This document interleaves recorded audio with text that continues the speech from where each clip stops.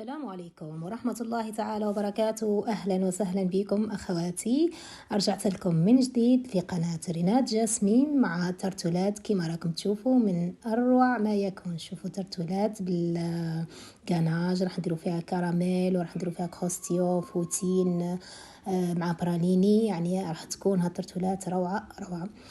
كما راكم تشوفوا يعني راح نديروا بات تاع صابلي اللي راح نخدموا بها ترتولات روعه هايله هايله. هذه لا بات شوفوا كيفاش يخرجوا من غير ما يهبطوا، يجوا واقفين، يجوا محمرين روعه. ونقدروا نخدموا بعجينة لا تارت هذه نفسها، تارت سيترون، تارت الفراولة، تارت اللي فيروي كما حبيتوا، يعني تخدموا بها كما حبيتوا، يعني كما حطيتوها راح تتحط الوصفة هذه روعة. وهذه كانت طلبية حبيت يعني نشاركها معاكم. شوفوا راني نحط في الطلبية في الباكيت تاعها بصحة مولاتها، وإن شاء الله ربي هي كانت زيادة يعني تاع ولادة، ربي يخلصوا حالها إن شاء الله. وبسم الله نبدأ على بركة الله. المقادير هنا عندنا 500 غرام زبدة، حطيت عليها كاس ناقص سكر جلاسي، وراح نخدم الزبدة مع السكر جلاسي مليح كما راكم تشوفوا البترا.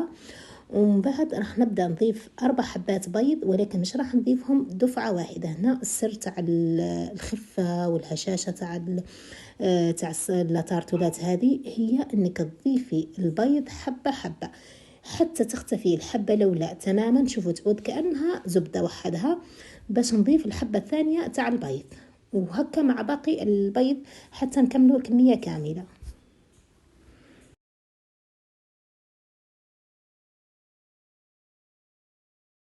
وراح نضيف الحبة الثالثة طبعا بعد ما اختفت تماما الحبة الأولى. الثانية كما راكم تشوفوا هكا، يعني تشوفوا الزبدة أصلا تولي خفيفة ويفتح اللون تاعها. هذه الحبة الأخيرة الرابعة والأخيرة. كما قلنا حطينا 500 غرام مارغرين مع كاس ناقص تاع سكر جلاسي، و4 حبات بيض ضفناهم وحده وحده، كل وحده بوحدها.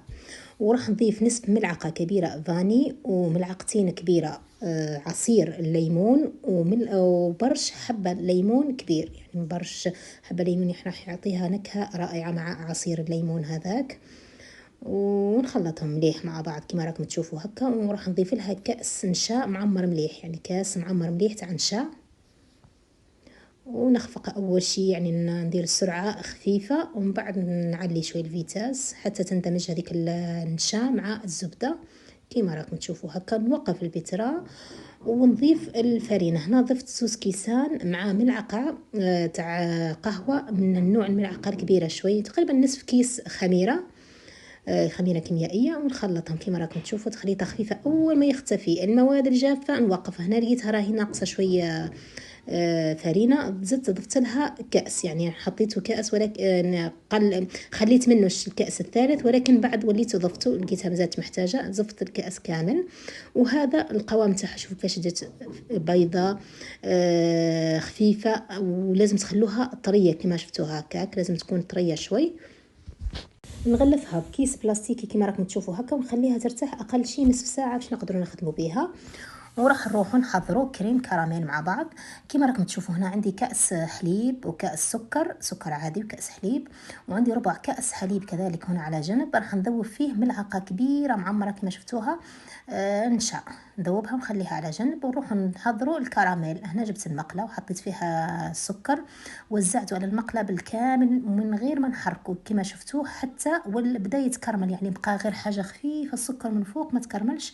في المرحلة هذه نحركه على روحي كما راكم تشوفوا، ما درناش هذيك الكتل، نحركه كي يذوب تماما. راح نضيف له الزبدة هكا، نضيف له ملعقتين كبار تاع زبدة، نحركهم مليح هكا حتى تذوب الزبدة بالكامل. ماذا بيكم ديروا زبدة مصدر حيواني يعطيكم طعم روعة للكراميل. وراح نضيف الكأس تاع الحليب كما راكم تشوفوا هكا. اول شيء راح تشوفوه تكتل بطبيعه، يعني الكراميل اي كراميل يكتل، ومن بعد بسرعه راح يذوب. راح نخلطه بالفويه كما راكم تشوفوا هكا كي يذوب تماما، باش نضيف عليه هذيك الربع تاع الكاس تاع الحليب ومعاه الملعقه كبيره تاع نشا.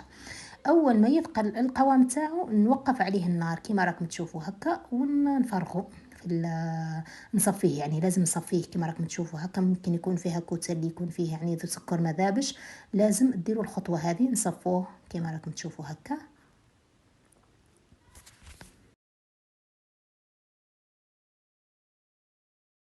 وهذا القوام تاعو شوفوا كيفاش جا يلمع خاضر هايل.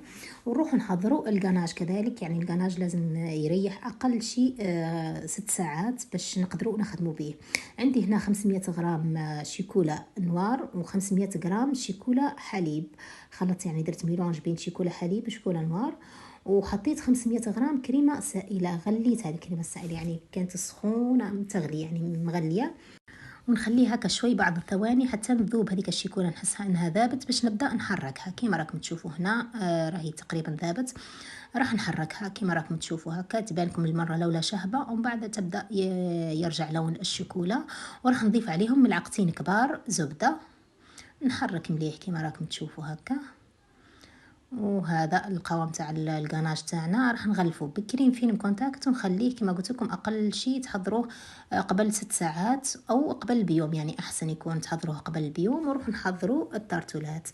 هادو لي مول راح نخدموا فيهم التارتولات، يعني لي مول هايلين عجبوني، هادو سهلين في الخدمه تاعهم وما فيهمش ديك الحواف الحاده من تحت، يعني فم يتخدموا. شوفوا كيفاش راح نحط كميه من العجينه ونستعين بالفارينه هكا لانها العجينه راهي طريه، لازم نخدم بالفرينه كما راكم تشوفوا هكا. ورققوهم نديرهم شخشان، يعني نديرهم رقاق باش يجيكم ملاح. ونحي الزياده هذيك تاع العجينه من الفوق. ونكمل نخدم باقي الطرطولات كما شفتوا بنفس الطريقه. كما شفتوا ديك العجينه اللي نحيتها من الفوق هي اللي بديت لو بها لولا حطيتها في طرطولات وبديت نخدم. وهكا باش ما نقعدش نكرروا في العجينه نفسها نخدموا فيها قداش مره تديرنا تربينا الجلوتان هكا. نخدموا بها هذيك كل وحده نحيها زياده هي اللي نبدا بها الاولى في التارتولات نحطها ونزيد عليها عجينه جديده ونخدم. وهنا كما راكم تشوفوا كمان خدمناهم كامل. راح نحطهم يطيبوا على درجه حراره 180 مده 20 دقيقه. لازم ياخذوا اللون الاحمر كما راكم تشوفوا هكا، لازم يحمروا مليح. ومن بعد راح نجيب صفاي، راح نحي ديك اللي شيت الزياده اللي الفوق هكا. نحب ندير لهم الخطوه هذه، يعني اختياريه هم ملاح جاو فينين، مي انا نحب نزيد ندير لهم الخطوه هذه نحي لهم باش يولوا كامل ليس كيف كيف. وراح نخدموا الكروستيون اللي راح نحشو به التارتولات، راح نبداو به هو الاول بعد في الحشو، ولازم نحضروه بعد ما يطيبوا التارتولات كامل باش ما يجمدلناش. هنا عندي 200 غرام شيكولا حليب او اسود كما حبيتوا، او تخلطوا بين الحليب والاسود ديروا 100 غرام 100 غرام. وعندي 200 غرام براليني اللوز والبندق، وعندي 100 غرام فويتين. الفويتين هنا اذا كان شريتوه لقيتوه طري او كان عندكم وتلقوه هكا فيه الميديتي تحطوه في الفور مده 5 دقائق على نار قليله، يعني نقصوا عليه النار من الفوق مده 5 دقائق. ومن بعد تخرجوه تخلوه يبرد يرجع له القرمشه تاعو. ما ديروش هو طري، اذا لقيتوه طري ابدا ما ديروش طري مش راح يجيكم خوستيون. وراح نحط كميه قليله كما راكم تشوفوا هكا في القاع التارتولات هكا. ومن بعد راح نعدلهم يعطيهم قرمشه روعه في التارتولات، بنه وقرمشه في التارتولات. وراح نوزع عليهم هكا كما راكم تشوفوا على القاعده كامله. ونشكل شغل حفره هكا شوي في الوسط باش نقدر ندير فيها الكراميل. وراح نحط الكراميل هكا. شوفوا الكراميل جا هايل، يعني القوام تاعو ويبري هايل. راح نخليه باين شوي الكراميل، على هكا راني ندير فيه شوي عالي. شوفوا كيفاش يجي، يعني هكا نحطو شوي في الوسط.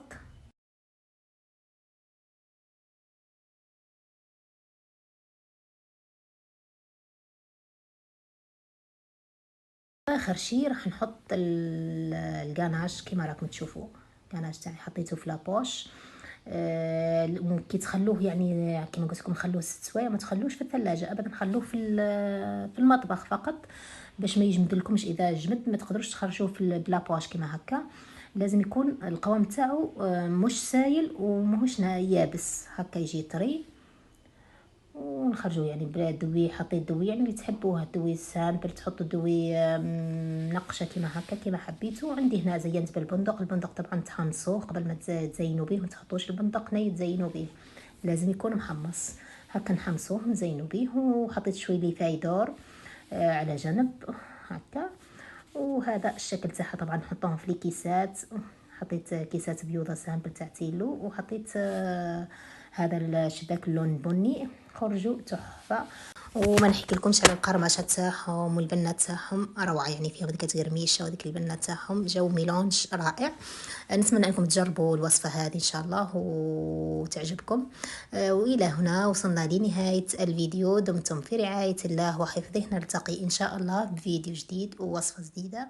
السلام عليكم ورحمه الله تعالى وبركاته.